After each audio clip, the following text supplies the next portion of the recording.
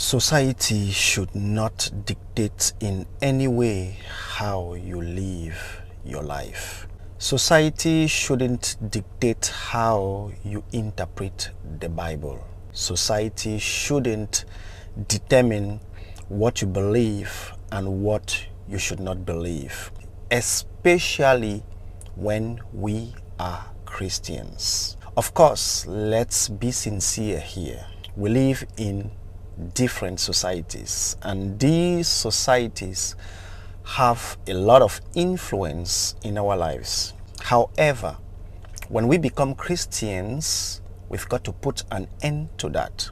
Even though there is an influence that comes from society, it is not society that determines what is good and what is bad. It is not society that sets the standard of how we interpret and live life on earth as Christians. There is a theology out there that tends to give more value to traditions and societal norms than what the Bible says.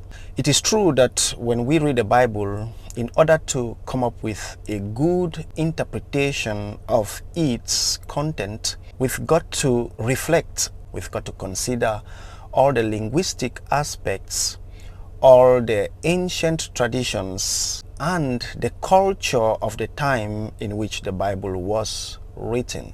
Nevertheless, we must never forget that the Bible is also written for us, and it is applicable in our times. In other words, just because we understand why the speaker spoke what he said to those ancient people to whom he was talking at that particular time, does not mean that the speaker is not talking to us as well.